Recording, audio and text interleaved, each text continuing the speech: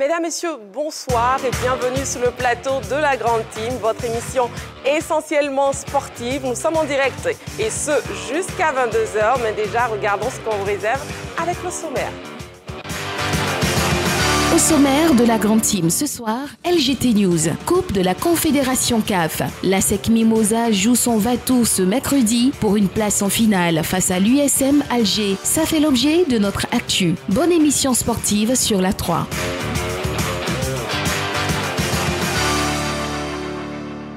La question LGT de ce soir, Coupe de la Confédération CAF.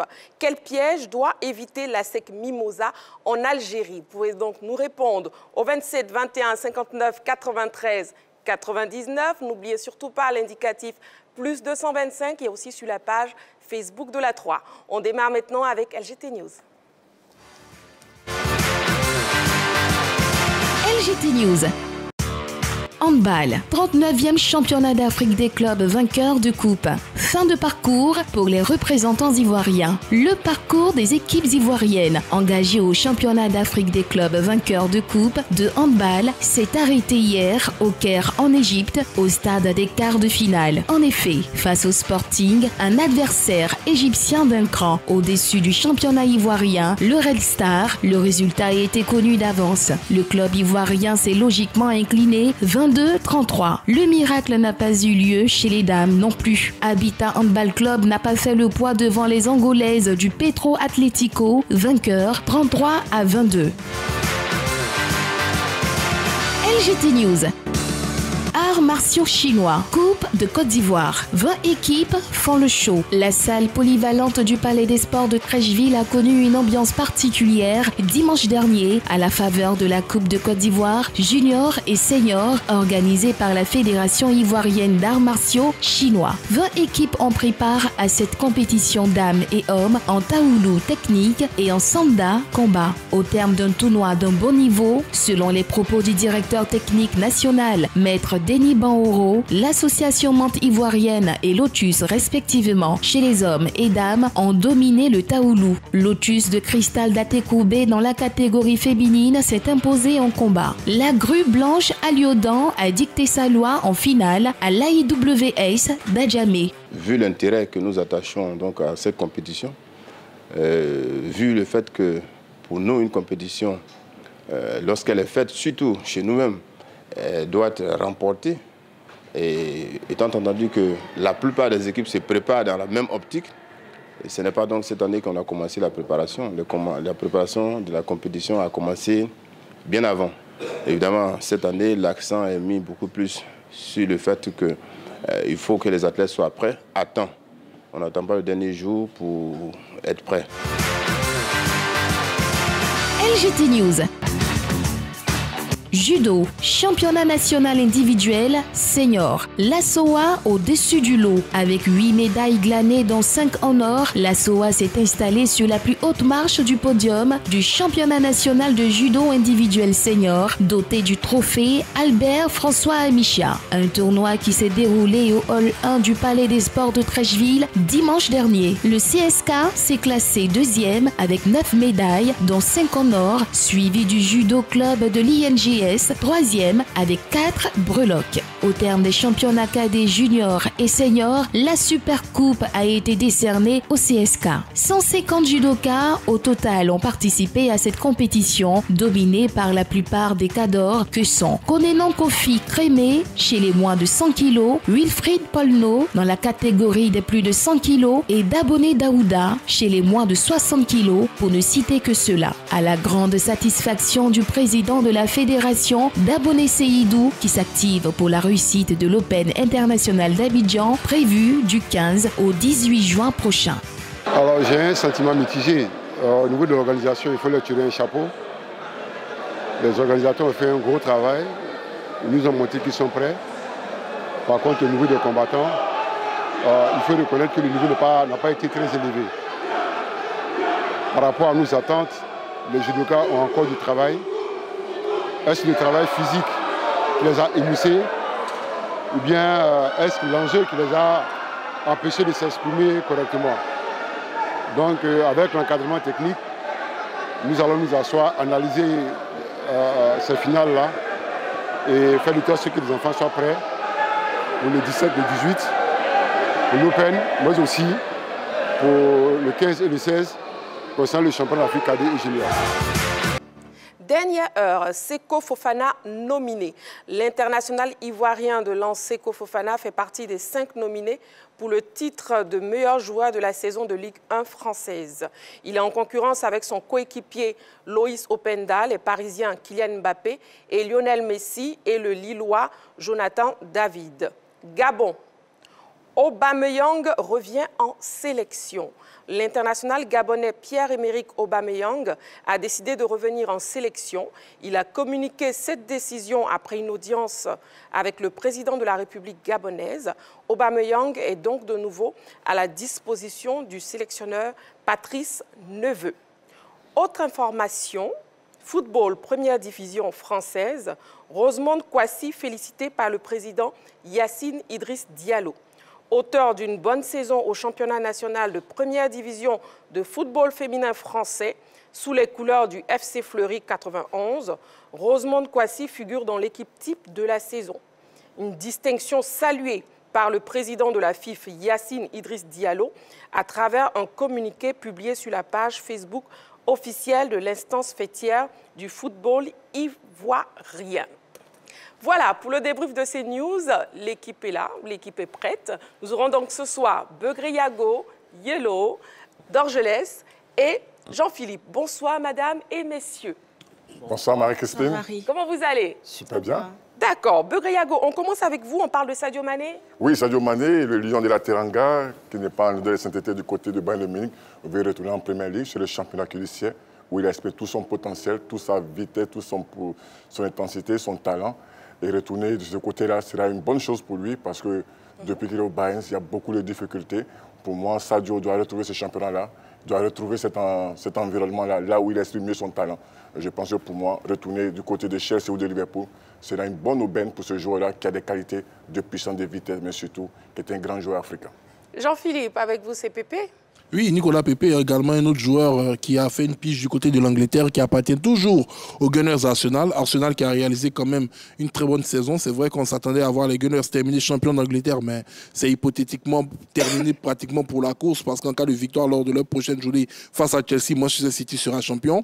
Pour la préparation de la saison prochaine, Arteta, l'entraîneur qui va bien évidemment rester en poste, décidé de remanier quand même l'effectif des Gunners Arsenal. Nicolas Pepe, en prêt du côté de l'OGC Nice, devrait normalement retourner au sein de ce club, ce qui sous-entendrait que le prêt du côté de Nice qui n'était pas payant également, Nice peut-être ne proposera pas de garder Nicolas Pepe qui également a été blessé durant cette saison. Il a des statistiques qui ne sont pas, je dirais, assez mauvaises. 27 matchs, 8 buts, quand on sait qu'il a eu énormément de difficultés au niveau de son physique.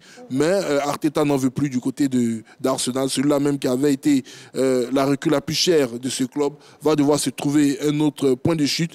Pour l'instant, on ne sait pratiquement pas où est-ce qu'il pourra atterrir. Lui qui a rompu son contrat avec son ancien manager, l'Ivoirien Mikel Cho, et qui a signé avec Ferrer, qui est un très grand agent de joueurs. On verra peut-être où il arrivera à placer Nicolas Pepe, mais son aventure à Arsenal est en train de petit à petit aller à sa fin.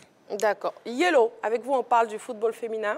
Oui, alors nous sommes très heureux pour notre compatriote Joël Rosemonde Kwasi, l'ex-attaquante de l'Africa Sport, âgée seulement que de 20 ans, qui fait briller les couleurs de la Côte d'Ivoire du côté de la France, précisément à Fleury 91. Il faudrait signifier qu'elle était arrivée là-bas en cours de saison et en mai dernier, elle avait été nommée meilleur espoir du football féminin dans sa saison et dans son championnat. Et c'est sans grande surprise là qu'on la voit là, nominée dans le 11 type de cette saison-là. Il faudrait dire que du côté de la Côte d'Ivoire, elle avait déjà été nominée en tant que meilleure buteuse de la saison 2020-2021 avec l'Africa. Et là-bas, elle n'a pas perdu ses réflexes. Nous sommes très heureux. C'est une petite victoire, sinon une grande victoire pour le football féminin ivoirien. Il faudrait aussi dire que du côté de Fleury 91, elle évolue avec deux autres compatriotes, à savoir Diakité Mariam Varane et aussi Kwasi Inès. Donc félicitations à Rosemonde qui sera en Côte d'Ivoire d'ici peu. Donc je laisse avec vous, on parle de Nicolas Pepe parce que ça nous peine tous. Hein. Il a fait une bonne saison à Lille. Après, on s'est posé beaucoup de questions. Pourquoi il est parti du côté de l'Angleterre, précisément du côté, bien sûr, d'Arsenal, la recrue plus chère du club aujourd'hui. On sent que vraiment Arteta n'a plus besoin de lui. On l'a prêté, même... il revient en France encore, mais il a du mal à pouvoir carburer. Jean-Philippe l'a dit, beaucoup blessé cette saison. La question qu'on se pose, la CAN arrive. Est-ce qu'il va rapidement trouver un club pour pouvoir se mettre en jambe? Parce que je suis sûr que pour la CAN 2024 ici, en Côte d'Ivoire, on va aller avec ceux qui sont en forme parce qu'on veut gagner cette CAN-là. Donc, s'il ne réussit pas à trouver un club rapidement, il sera en difficulté. Arteta n'a plus besoin de lui. Nice, est-ce que Nice va garder? Pour l'instant, on se pose beaucoup de questions, mais il a intérêt à trouver un nouveau club le plus rapidement possible et surtout à marquer des buts pour être en forme avant la CAN. Jean-Philippe, un ajout sur cette information? Ben non, on est dans l'attente. Vous savez, Nicolas Pepe fait partie quand même des cadres de l'équipe nationale de la Côte d'Ivoire. C'est vrai que lorsqu'on avait parlé d'Eric Bailly, qui est dans pratiquement la même situation que lui, avec un autre club anglais, celui de Manchester United, j'avais dit sur ce plateau que, sauf blessure grave, au vu du positionnement d'Eric Bailly et surtout du fait que ce soit un joueur expérimenté de la défense, l'entraîneur pourrait partir avec lui. Ce n'est pas le cas de Nicolas Pepe avec le poste où il évolue, parce qu'aujourd'hui, on a des jeunes ailiers talentueux qui sont en train de monter en puissance au niveau des sélections inférieures. Et là-bas, les places vont coûter extrêmement cher. Et je pense qu'il revient de très loin. Ça, il faut le dire clairement, parce que il était blessé, il était en méforme. Là, il n'est pas appelé sur les derniers classements. Et certains joueurs même ont réussi à se positionner sur les ailes. Attention, Nicolas Pepe, il va falloir rapidement se réveiller au risque de ne pas participer à cette compétition ici. Docteur Jacques Yago, assez rapidement. Oui, rapidement, pour dire que Nicolas Pepe ne pouvait pas retourner du côté d'Arsenal. Parce qu'aujourd'hui, quand on regarde dans le couloir, il y a Bukayo Saka, qui est un des deuxièmes meilleurs footballeurs de la Première Ligue. À l'autre côté, il y a Martinelli, ce Brésilien-là, qui marche au super. Donc forcément, aller dans la concurrence à 1 an de la Coupe d'Afrique, c'était prendre des risques. Toujours un plaisir d'être en votre compagnie. Nous sommes en direct sur la 3, toujours en compagnie de Begré Yago, de Yellow, de Dorgelès et de Jean-Philippe. Et nous passons au focus.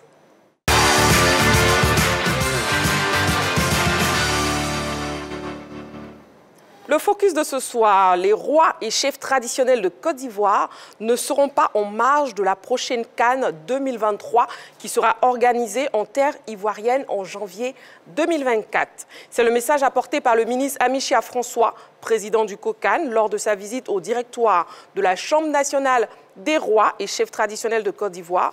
Regardons cet élément concocté par la rédaction et on en parle juste après. Impliquer toutes les forces vives de la nation et plus précisément la Chambre nationale des rois et chefs traditionnels de Côte d'Ivoire dans l'organisation de la Coupe d'Afrique des Nations 2023 que notre pays accueillera dès janvier 2024. C'est cette démarche noble qu'a bien voulu entreprendre le ministre Albert François Amichia, par ailleurs président du COCAN, auprès des garants de la tradition. L'audience accordée hier lundi à Yamoussoukro par le directoire de la Chambre nationale des rois et chefs traditionnels de Côte d'Ivoire, présidée par Sa Majesté Nanan Amantanoé, était la bonne occasion pour le patron du COCAN d'annoncer les civilités. Lui qui était accompagné par les présidents de commission, des conseillers techniques, de la direction exécutive et de plusieurs membres. Cette première rencontre avec la Chambre nationale des rois et chefs traditionnels de Côte d'Ivoire m'offre une excellente occasion d'échanger avec les garants de nos us et coutumes sur l'organisation par notre pays de la 34e édition de la Coupe d'Afrique des Nations. Mais avant, je voudrais traduire toute ma gratitude à Sa Majesté Amon Tanoé et aux distingués membres de la Chambre nationale des rois et chefs traditionnels pour cette excellente opportunité qu'ils nous offrent de nous entretenir sur l'organisation de ce grand événement que notre pays a obtenu grâce au leadership de Monsieur le Président de la République, Son Excellence Alassane Ouattara. À noter que cette rencontre est la première d'une série de tournées dans les villes retenues pour accueillir la prochaine CAN en terre ivoirienne. Bon, avant toute chose, Madame, Messieurs, comment vous réagissez face justement à la démarche du président du COCAN, Jean-Philippe? Ben, c'est une démarche noble. Vous savez, toute autorité doit être visitée, toute autorité doit se voir présenter le projet de cette grande compétition que la Côte d'Ivoire va accueillir pour la seconde fois. Et pour ceux qui ne le savent pas, la première fois, on l'accueillait juste pour, je crois, sauver une situation d'urgence, puisqu'un pays, je crois, c'est pas Marébonne, le Malawi. Voilà. Le Malawi avait tout simplement désisté et la Côte d'Ivoire était obligée de récupérer l'organisation au pied levé. Cette fois-ci, ce n'est pas au pied levé, donc c'est une véritable organisation qui échoue à la Côte d'Ivoire et au-delà des, je dirais, des responsables politiques, des responsables administratifs, cet État-là a été bâti déjà au niveau de ces premiers éléments autour d'ethnies qui ont des chefs traditionnels, qui ont des rois. On ne peut pas les laisser en marge quand même de cet événement. Et vous savez, généralement, quand on arrive quelque part, la première des choses qu'on fait, c'est d'aller voir les responsables, au moins pour leur présenter voilà, nos projets, pour avoir non seulement leur bénédiction, et également leurs conseils. Parce que dans cette chambre des rois et des chefs traditionnels, il y a beaucoup d'intellectuels, des personnes qui ont un vécu large et qui sont tout le temps au contact de leur population, de leur communauté, qui peuvent tout simplement apporter des idées nouvelles au comité d'organisation pour la réussite de l'événement. Parce que la réussite, elle est de divers ordres. Il y a la mobilisation déjà dans les villes de l'intérieur où ces chefs traditionnels-là ont une grande, je dirais, au-delà de la responsabilité, une grande influence. Oui. Voilà, et je dirais même au niveau même des bénédictions, parce qu'on est africain, il faut que quand même il y ait des libations là où les éléphants vont passer pour espérer qu'on puisse arriver le plus loin possible dans cette compétition. Donc c'est une très bonne chose. Et le ministre Amichia l'a dit, c'est la première rencontre, ce qui veut dire qu'il y en aura d'autres, voilà, peut-être encore plus formels pour pouvoir finaliser certains actes. C'est sûr que dans le chronogramme du COCAN, dans le plan du COCAN, il y a un pan qui leur est réservé. D'accord. On va aller du côté de Wallo Ballo, puisque le match vient de prendre fin. Wallo Ballo? Oui, Christiti, notre diamant noir, c'est terminé. Léao et ses coéquipiers constatent les dégâts. 1-0, score final. Et c'est l'Inter qui ira en finale. Et bien sûr, ils attendront demain pour voir qui du Real ou de City passera pour la grande finale. Ouais, absolument, ils attendront demain de voir le gros choc entre Manchester City et le Real Madrid. Mais vous évoquiez Raphaël Léao tout à l'heure, lui qui avait promis de grandes choses aux Nerazzurri, aux supporters du Milan AC. Ils avaient promis de grandes choses aujourd'hui. Pourquoi pas un exploit, mais malheureusement, ils sont tombés face à une équipe solide de l'Inter de Milan, offensivement aussi, qui est assez aboutie avec Lukaku, avec Di Marco, avec Lautaro Martinez.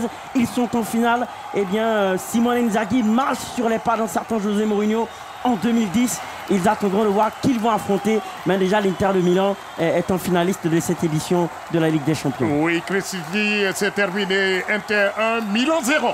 D'accord. Merci beaucoup, Wallo Ballo. Donc, je laisse un petit commentaire sur ce résultat final avant de continuer de poursuivre avec Focus. On s'attendait plus ou moins à ça, parce qu'au match aller, je pense que l'Inter de Milan avait fait déjà le job, deux buts marqués.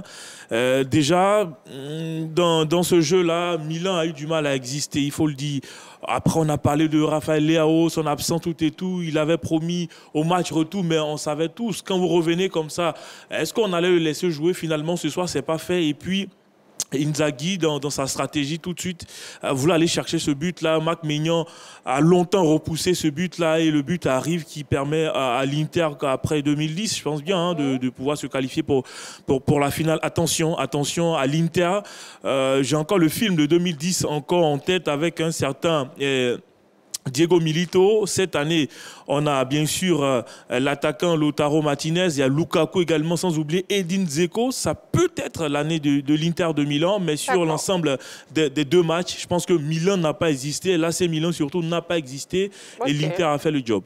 D'accord, bon, on en reparlera dans notre édition de demain. On revient au focus de ce soir. Le président du COCAN qui a rencontré les chefs traditionnels, Begriago. Finalement, les garants de la tradition, ils sont incontournables pour la réussite de la CAN 2024. Mais surtout, tu te le dis, c'est bien, mais surtout, aller aussi leur présenter, leur vendre cette CAN-là, qui est une CAN extraordinaire pour notre pays, comme l'a dit Ouria.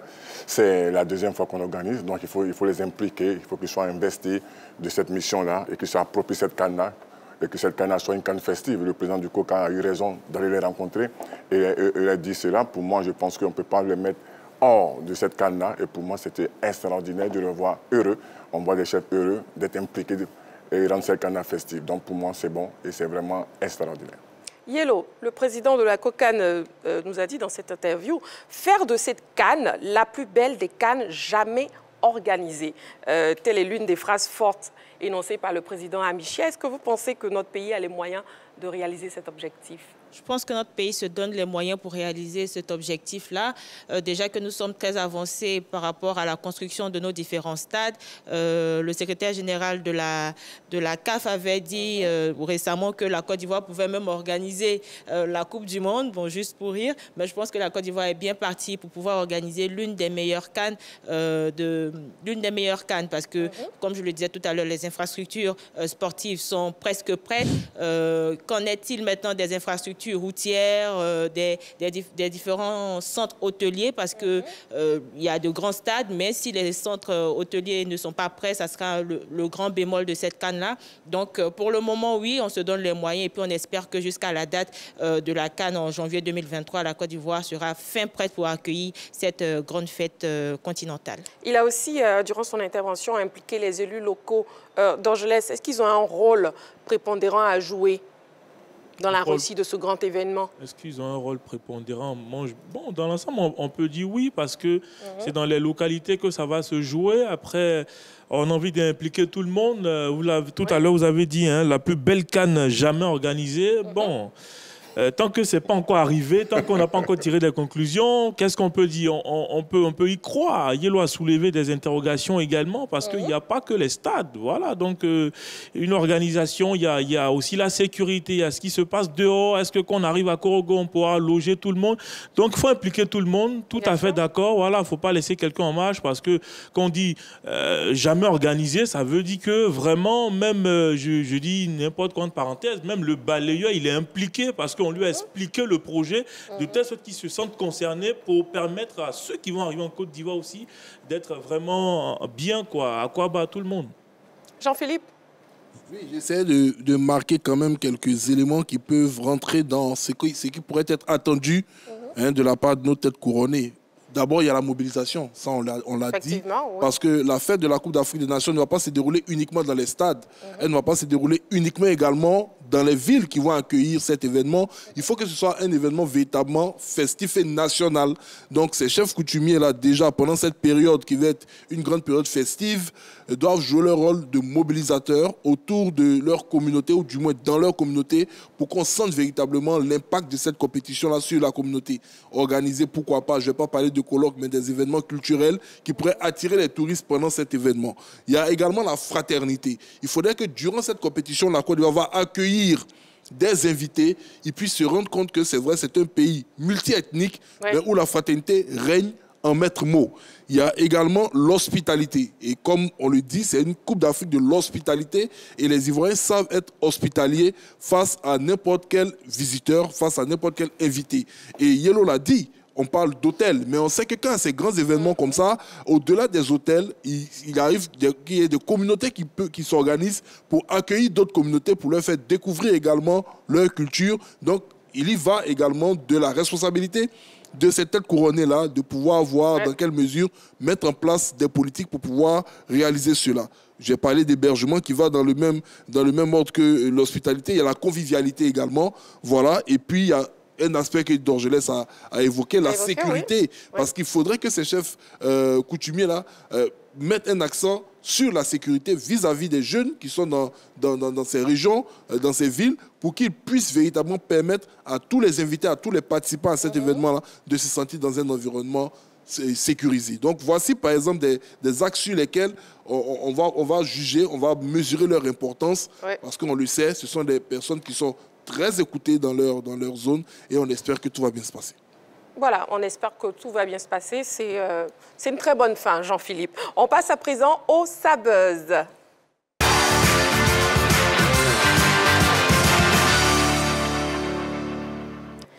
Le Sabuzz de ce soir concerne Teddy Riner, une 11e étoile mondiale pour lui. Il est actuellement le roi incontestable du judo. La star française vient de décrocher sa 11e couronne mondiale.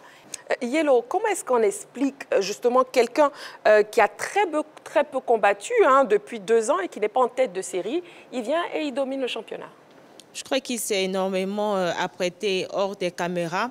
Je crois que c'est un parallèle aussi avec Clarisse Agbeyenou, qui était aussi absente pendant 11 mois, le temps de son accouchement. Elle est revenue, elle a été médaille d'or. Je pense que Teddy Riner s'est véritablement entraîné hors des caméras et on se rappelle qu'en 2013, il avait été sorti aussi par un judoka qui n'était pas tête de liste. Il avait été sorti et il avait perdu son titre de champion du monde de judo. Donc c'est une très belle revanche sur la vie. C'est une très belle revanche par rapport à lui qui, comme le disait tout à l'heure, Begriago était absent depuis 6 ans à la suite d'une gêne à la cheville. Là, il revient très grand, très costaud et félicitations à Teddy Riner. Et qu'est-ce qui fait la force de Teddy Riner, Jean-Philippe?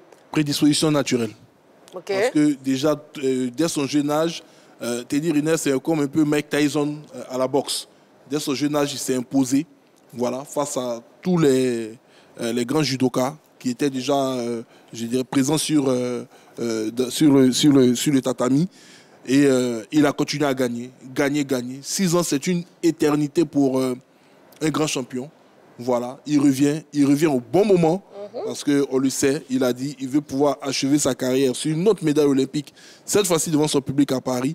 Est-ce qu'il est favori, justement? Oui, il est archi favori. Vous savez, même quand Riner n'est pas champion du monde, même quand il n'est pas dans la meilleure de sa forme, il n'y a aucun combattant qui espère le prendre. Teddy Riner, c'est vraiment la personnification du judo. Et il y a un autre élément quand même qui m'a fait un tout petit peu tilt, c'est la ville de Doha. Du Paris Saint-Germain et de ses champions. À Doha, il y a eu de cela quelques mois, Lionel Messi s'est imposé en Coupe du Monde, joueur du Paris Saint-Germain. Teddy Riner a parti au Paris Saint-Germain, où il s'entraîne encore à Doha et remonte sur le toit du monde. Mais je pense que les Qataris sont des personnes très heureuses parce qu'ils voient leurs athlètes s'imposer chez eux sur le toit du monde. Mais pour revenir à Teddy, je pense que c'est vraiment phénoménal. Les mots me manquent concernant les performances de cet homme-là.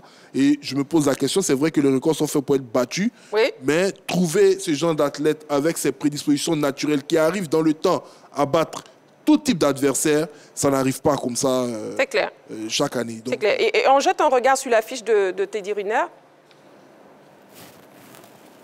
Alors, non, Teddy Pierre-Marie Riner, né le 7 avril 1989 à Pointe-à-Pitre, en Guadeloupe, nationalité française, la discipline le judo, grade ceinture noire, 6e dan, catégorie plus de 100 kilos. Alors, à son palmarès, champion olympique en individuel en 2012 et 2016 et en mixte en 2020, 2 médailles de bronze au JO 2008, 5 fois champion d'Europe et les distinctions, sportif préféré des Français en 2021, meilleur athlète européen de l'année en 2018. Voilà. Bon, Teddy Riner est peut-être le plus fort au monde, mais il y a un adversaire qui le maîtrise. On regarde l'élément.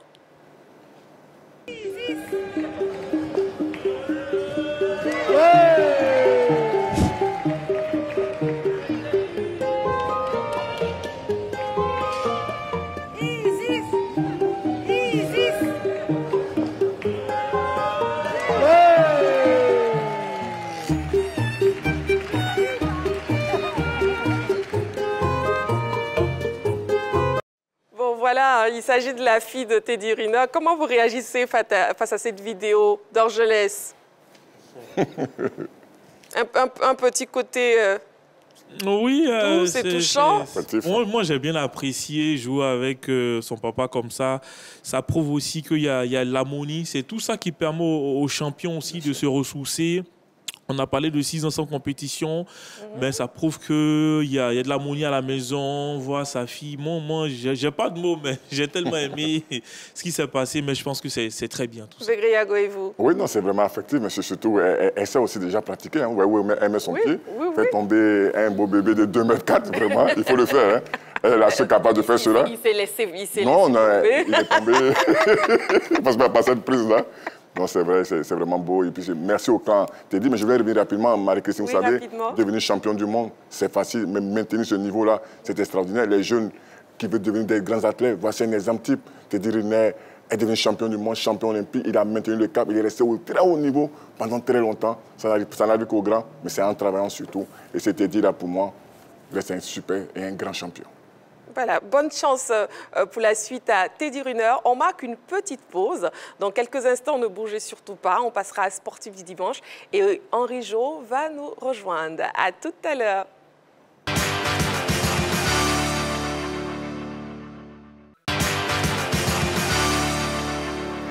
De retour donc dans ce tout autre décor de la grande team pour parler des sportifs du dimanche. On part donc pour Sportifs du dimanche.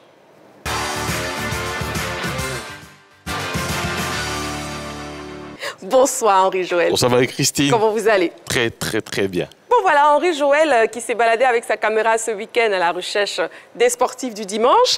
Et il est tombé, il a fait la rencontre de l'APPTCI, qui signifie l'Association des personnes de petite taille de Côte d'Ivoire. Qui sont-ils? La réponse dans cette vidéo et après on en parle? Bien sûr. D'accord, on y va.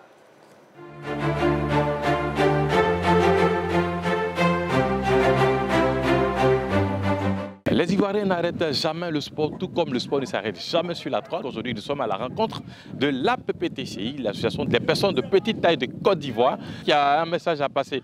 Alors, sans plus attendre, on va échanger avec l'un des responsables de cette association, je dirais même le capitaine de cette association. J'ai nommé à mon coup le miel d'Elaya. Tout le monde le connaît sous le pseudo de Dada. Bonjour Dada. Bonjour. Alors l'APPTCI, c'est quoi? Qu'est-ce que vous faites au sein de cette association? Bon, l'APPTCI, c'est d'abord l'association des personnes de petite taille de Côte d'Ivoire. On a pour but d'abord, premier, de valoriser d'abord les personnes de petite taille et ensuite faciliter l'insertion parce que ce sont quand même des personnes importantes. Ce sont des personnes aussi normales comme toute autre personne. Alors aujourd'hui, nous avons une séance de sport. Alors, à quoi ça va consister? On va commencer par quoi pour aboutir à quoi? Nous, l'APPTCI, chaque année, nous organisons des activités sportives. Nous faisons des dons aux personnes démunies, nous faisons des dons de sang, nous organisons des séances de mise de petite taille, voilà. Et c'est dans ce sens-là que l'association des personnes de petite taille du Maroc, ayant eu écho de nos différentes activités, ils ont bien voulu associer leur... Vous avez été invité à cette compétition. Effectivement, voilà. On a décidé d'accepter cette invitation à laquelle nous devons répondre du 19 au 30 mai 2023. Alors aujourd'hui, notre séance de foot, ça sera combien d'équipes, combien de joueurs par équipe et on commence par quoi d'abord? Ce sera un match de 6 par équipe, mais de manière équilibrée. Donc, sans plus attendre, on va passer au match qui va opposer ces deux équipes de 6 joueurs. Allez, place au match.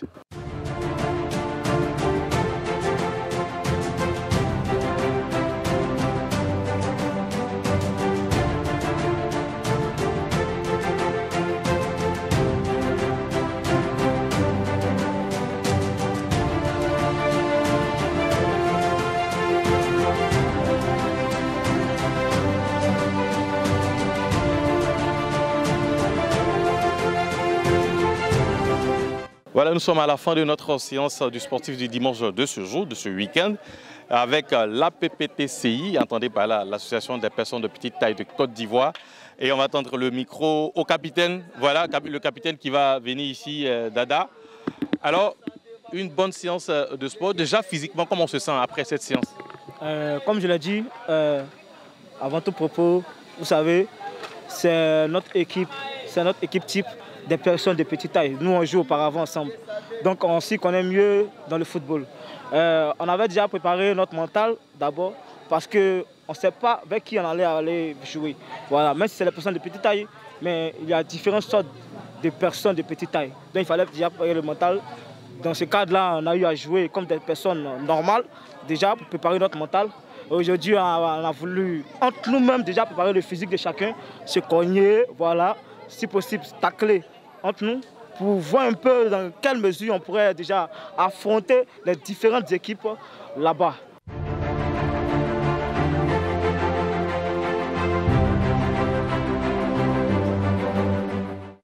Henri Joël, on imagine que ce fut une belle rencontre avec l'APPTCI. Bien sûr, une très très belle rencontre. Je me suis fait de nouveaux amis. Oui. Avec, voilà.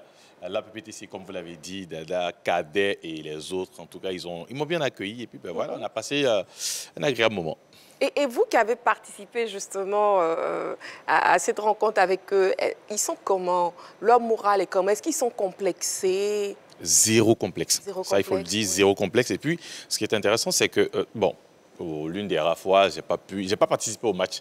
Je suis resté, j'ai regardé, non seulement j'avais pas le maillot, donc j'ai pas participé, je les ai suivis. Mais bon, comme je l'ai dit, il n'y a aucun complexe. Ils sont là joyeux, voilà, ils se communiquent cette joie-là. Et puis surtout, ils s'entendent très bien. Voilà. Et puis, ils n'ont pas de, comme je l'ai dit, ils n'ont pas de complexe. Voilà, pour eux, tout est normal. Tout est normal. Tout est normal. Oui. Et est-ce qu'ils ont évoqué des difficultés auxquelles ils sont confrontés? Justement, l'insertion socio-professionnelle. C'est pour cela qu'ils l'ont dit, on peut aller très vite, mais ensemble, ils vont très loin. Donc c'est pour cela qu'ils se sont mis ensemble.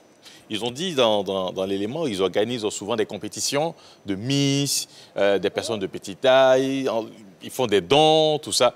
Donc ça leur permet quand même non seulement de se mettre ensemble, mais aussi d'aller porter leur voix là où il faut pour pouvoir permettre à leurs différents membres de pouvoir avoir des places dans différentes structures de la place. Oui. Et là, ils ont parlé d'une compétition afro-asiatique. De quoi il s'agit?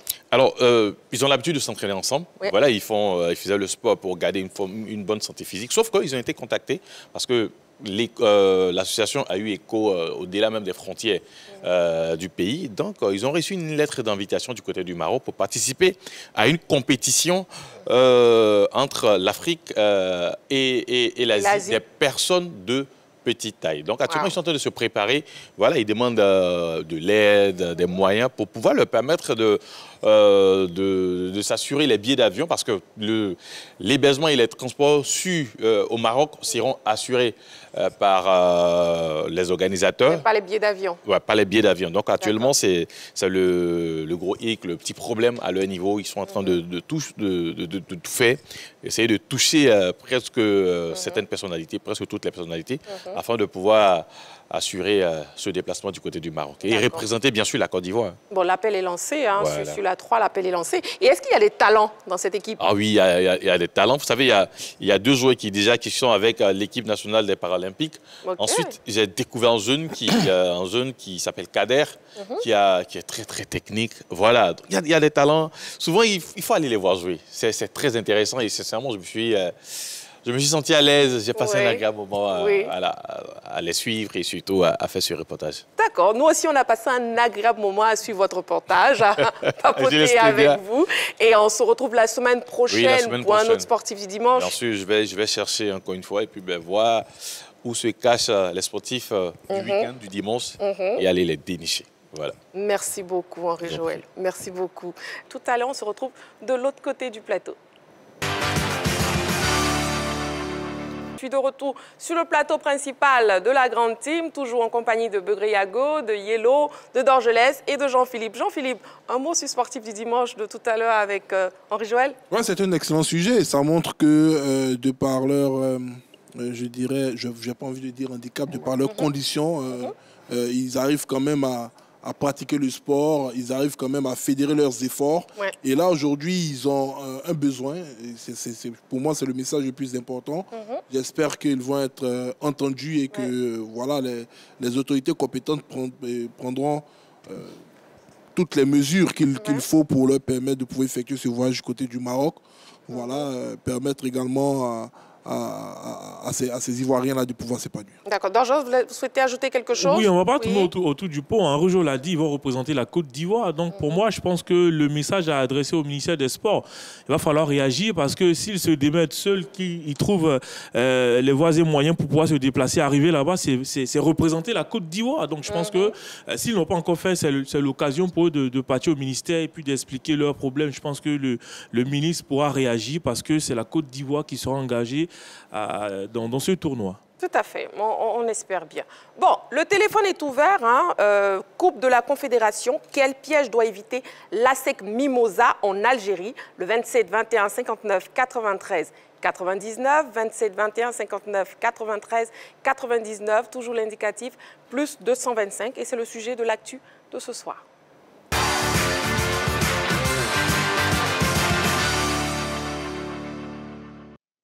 La demi-finale de la Coupe de la Confédération opposant l'ASEC Mimosa et l'Union sportive de la Médina d'Alger connaîtra son épilogue ce mercredi 17 mai au stade du 5 juillet. Après le résultat 0-0 à l'aller à Bouaké, le champion ivoirien est condamné à l'exploit en terre algérienne. La question est donc posée, l'ASEC Mimosa a-t-elle le coffre pour réaliser l'exploit en Algérie? Madame, messieurs, à vos panonceaux, en oui ou en non? J'ai bien envie de savoir. Les Ivoiriens ont aussi envie de savoir. Oui pour Yellow, oui pour Beugriago. Jean-Philippe, non. Et Dorgelès, oui. Jean-Philippe, non. Pourquoi? Non, parce que pour moi, déjà, à l'aller, je pense que la SEC aurait dû faire la différence. Quand on voit les statistiques, quand on voit l'environnement, quand on voit le positionnement de cette équipe de l'USM Alger, c'est vrai que c'est une rencontre de football et que tout est possible dans une rencontre de football. Mais je me dis, franchement, quand j'essaie de faire toutes les analyses possibles, je me dis que la SEC part avec énormément de désavantages. Nous sommes sur le continent africain.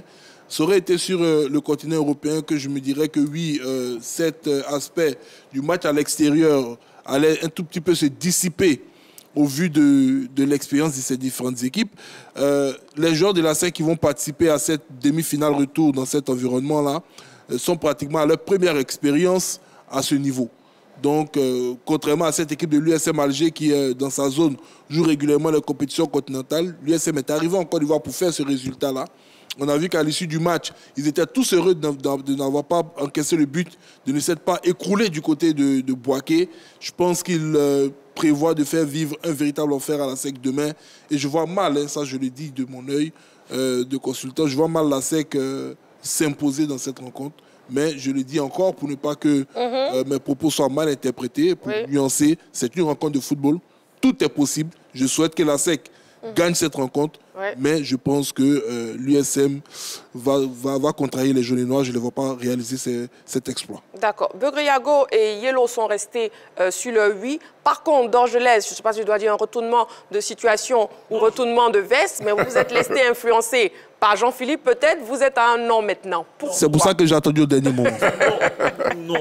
J'étais pour un non, finalement, je suis allé sur le oui, mais je reviens sur le non. D'accord. Je suis tout à fait d'accord avec ce que Jean-Philippe Auria vient de dire, parce que sur le match aller, on a tous prié pour que l'ASEC gagne ce match-là. Bon, moi, grâce au Chan, j'étais en Algérie. Moi, j'ai peur du public algérien. J'ai très peur parce que c'est ce même public qui nous a fait flancher. 1-0, on se rappelle de ce pénalty à la dernière minute. Et dans cette équipe des éléphants, il y avait 11 joueurs de l'ASEC Mimosa, des jaunes et noirs aujourd'hui. Ils vont se retrouver encore du côté d'Alger. Est-ce qu'on va revivre ce même scénario? J'ai bien peur parce que j'ai remarqué aussi cette formation des Mimos. Quand elle joue et qu'il n'y a pas assez de public dans les stades, je trouve que l'équipe est plus relâchée, il n'y a pas de pression. Mais une fois que le public est là, ils ont par moment, ça pêche dans les détails. Et du côté d'Algérie, ça va être difficile. Et sur ce qu'on a vu au match aller, ça s'est joué sur des détails, ils n'ont pas réussi à marquer. Est-ce qu'en Algérie, on aura l'occasion de voir une équipe des Mimos plus réaliste devant les buts? Attention, parce que cette équipe qui a joué du côté de Bouaké, je pense qu'elle n'est pas venue pour gagner, mais venue faire un résultat. Je pense que sur ce match retour-là, ça va être difficile pour les jeunes noirs de pouvoir s'imposer. Parce qu'on a tout le temps parlé, est-ce que les Mimos réussissent par moment à gagner à l'extérieur? Cette année, ça a commencé à changer. Mais sur ce match, celui qui gagne est qualifié. Ça sera difficile pour les Mimos de pouvoir faire la différence. Mais sait-on jamais, nous sommes au football et on va mettre un point d'interrogation. Et tout est possible. D'accord. On a M. Aon Olivier qui nous appelle d'Abengourou. M. Aon Olivier, bonsoir. Bonsoir. Marie-Christine, comment vous allez? Je vais très bien. Et vous? Vous avoir, c'est pas facile. Ouh là là. Ouh là là, mais heureusement, on vous a aujourd'hui. Oh oui, par moment en tout cas. Bon, tout le monde vous salue. Ok. La grande team vous salue et on vous écoute. Ouais, mais salut aussi. Professeur, désolé aussi, on se connaît. Oui. Voilà, c'est mon gars, je sais vous avez on a vraiment échangé. Et vous oublié, moi c'est grave. Il ne vous a pas oublié. On vous écoute, monsieur Olivier. Ok. Oui. Est-ce que la SEC Mimosa a le coffre pour réaliser l'exploit en Algérie? Moi, je trouve que la SEC a vraiment... les chances de la SEC est très, très minime. Hein, parce que vu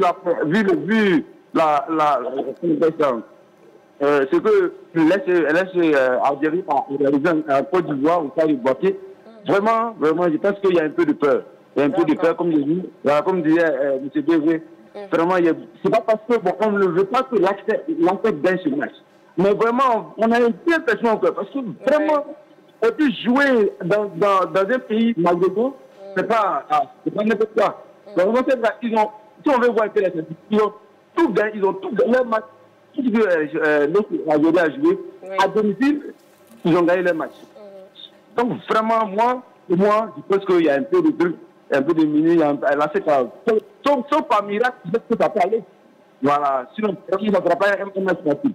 C'est très, très difficile pour l'ASEC, en tout cas. Mais on a quand même que l'ASEC doit une équipe ivoirienne. Donc nous, on est on va mettre en prière. Peut-être que ça pourra aller. Voilà. D'accord. Merci beaucoup, M. Olivier. Merci beaucoup. Oui.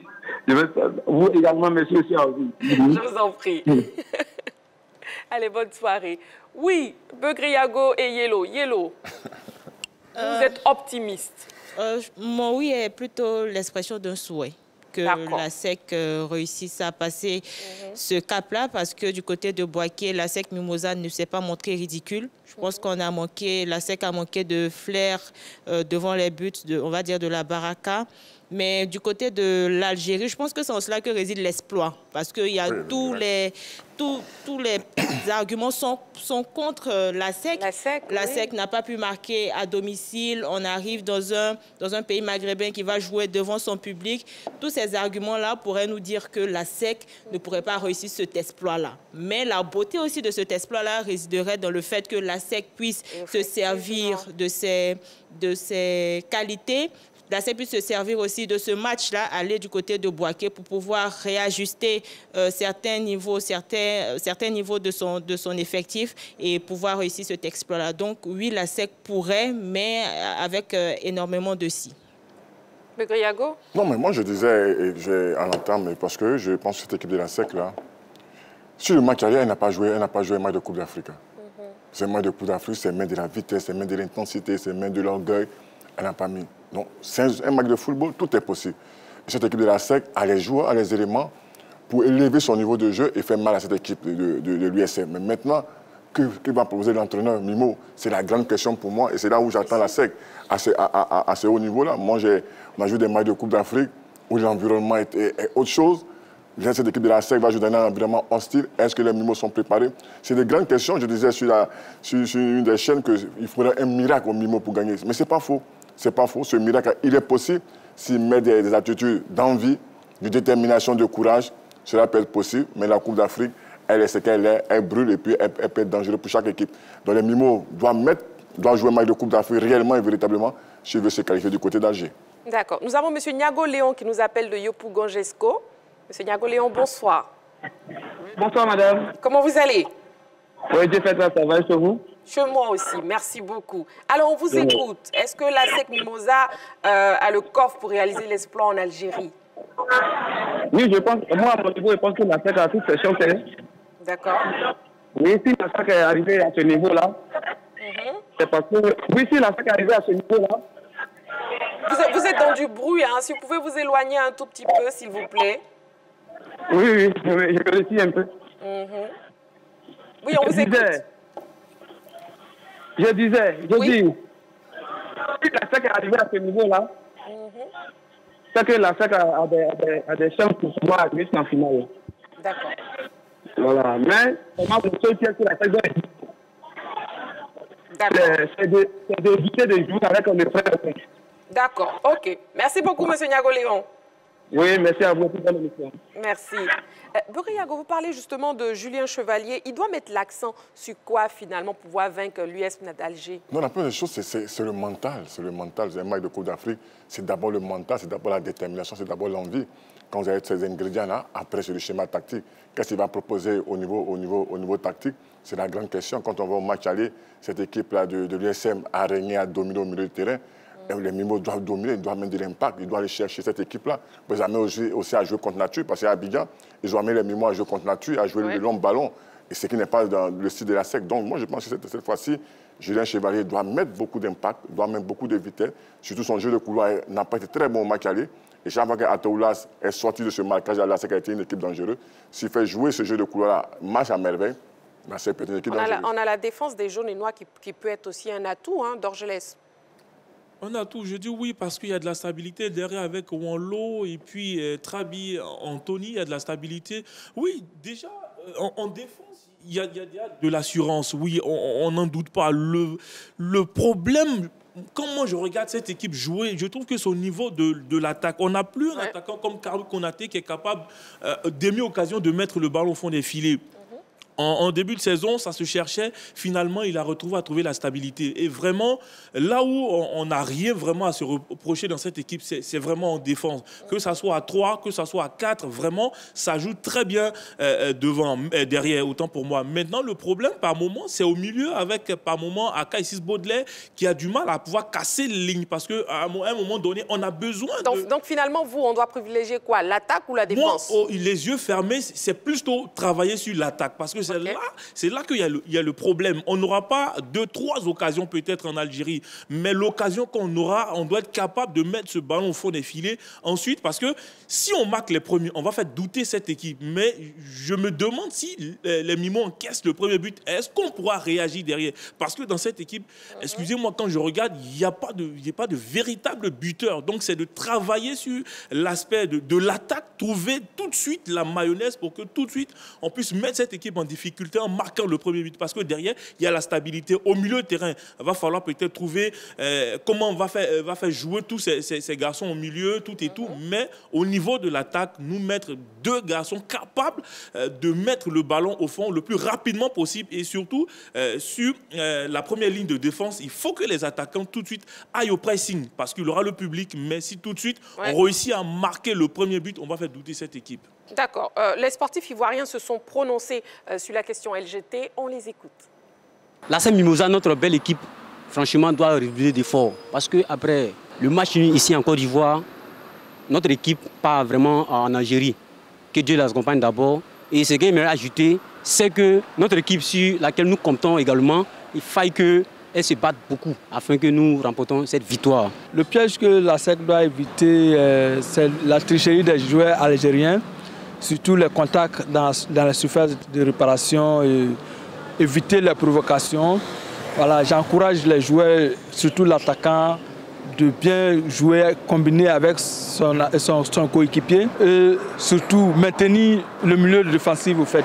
La SEC doit vraiment être solidaire, il faut vraiment être solidaire, il faut bouger, il faut se défoncer à fond. Vraiment la SEC, on vous supporte, on vous soutient, vraiment allez-y et puis faites-nous plaisir. On a constaté que le match précédent, ils ont fait nul. Donc on s'attend à une victoire en Algérie.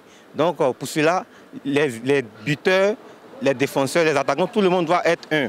Il doit jouer en cohésion.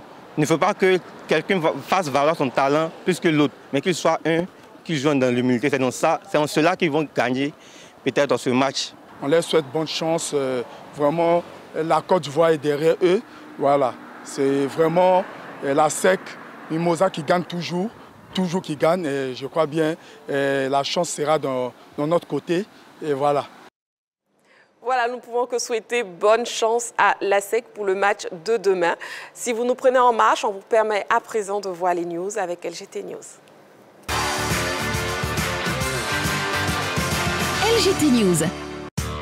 Handball, 39e championnat d'Afrique des clubs vainqueurs de coupe. Fin de parcours pour les représentants ivoiriens. Le parcours des équipes ivoiriennes engagées au championnat d'Afrique des clubs vainqueurs de coupe de handball s'est arrêté hier au Caire en Égypte au stade des quarts de finale. En effet, face au Sporting, un adversaire égyptien d'un cran au-dessus du championnat ivoirien, le Red Star, le résultat a été connu d'avance. Le club ivoirien s'est logiquement incliné 22-33. Le miracle n'a pas eu lieu chez les dames non plus. Habitat Handball Club n'a pas fait le poids devant les Angolaises du Petro Atlético, vainqueur 33-22. LGT News.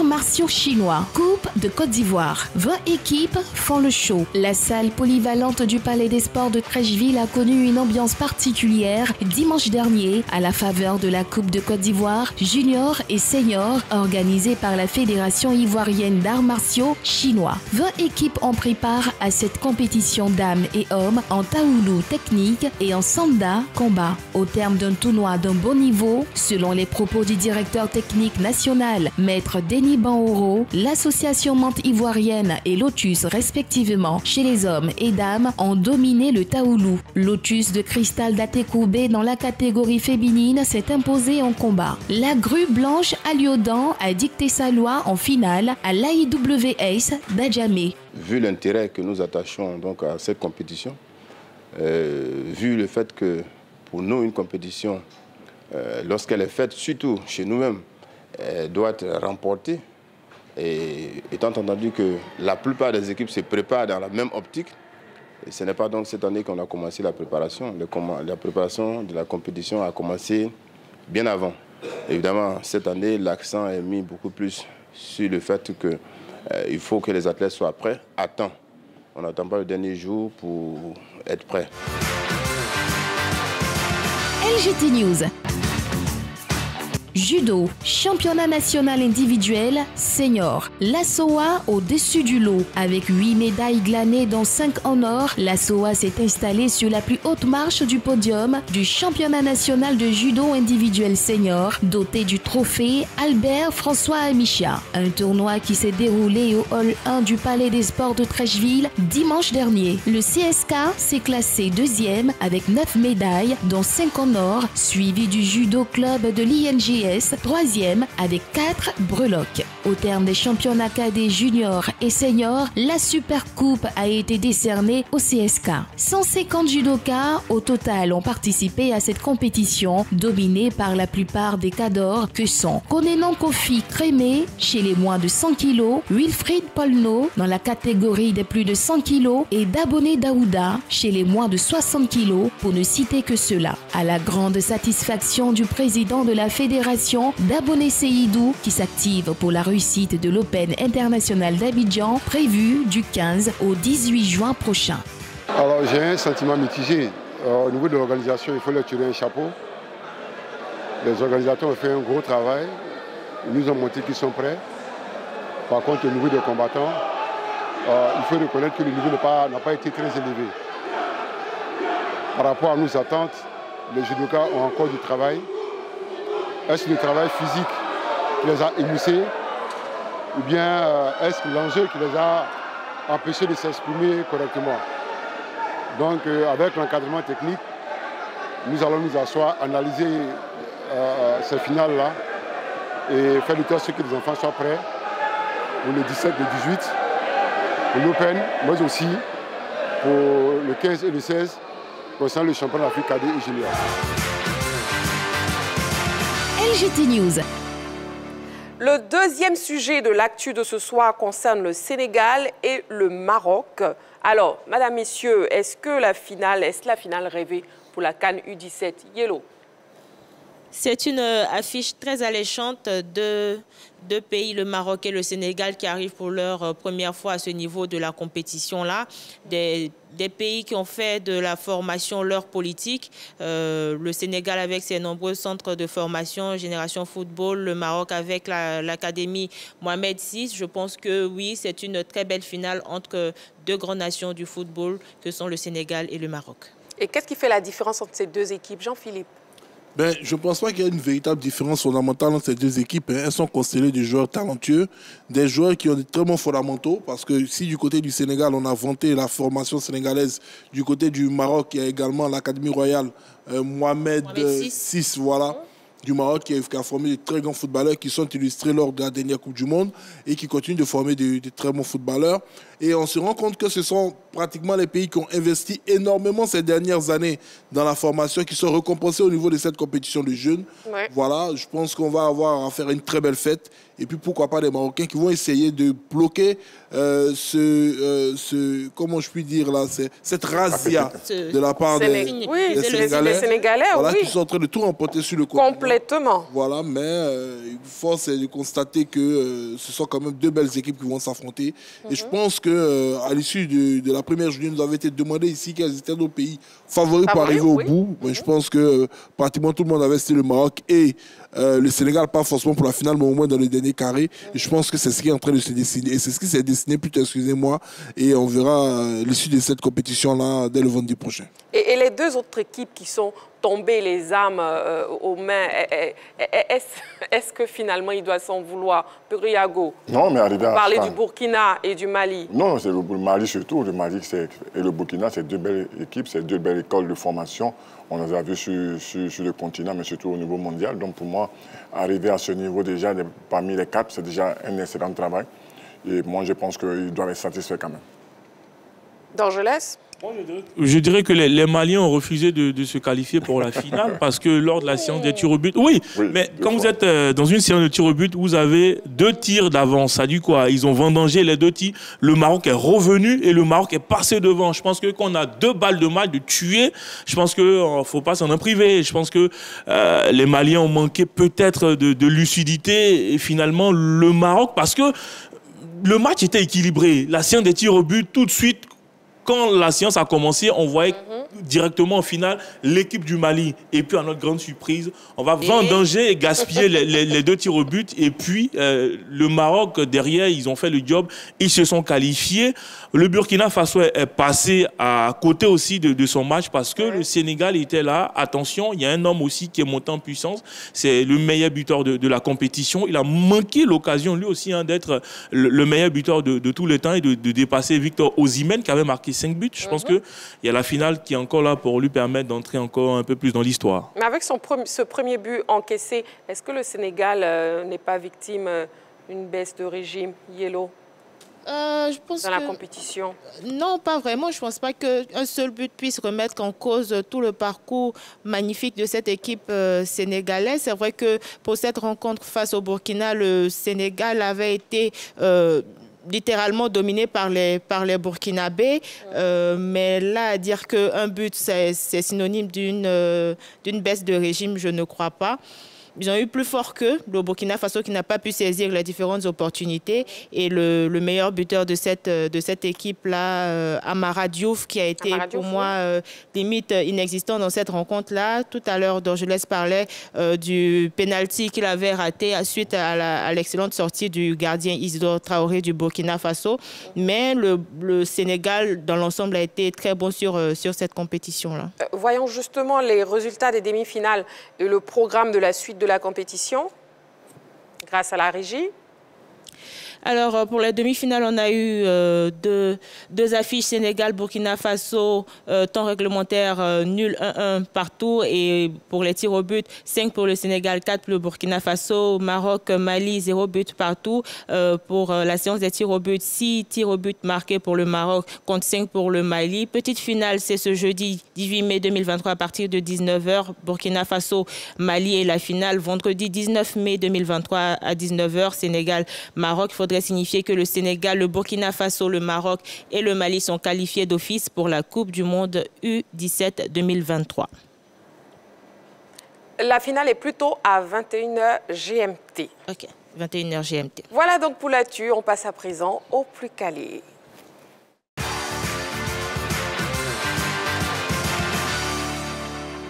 Quelle équipe sera donc la plus calée ce soir? Bon, on le saura dans quelques secondes, quelques minutes. Équipe A, composée de Begriago et Yellow. Oui.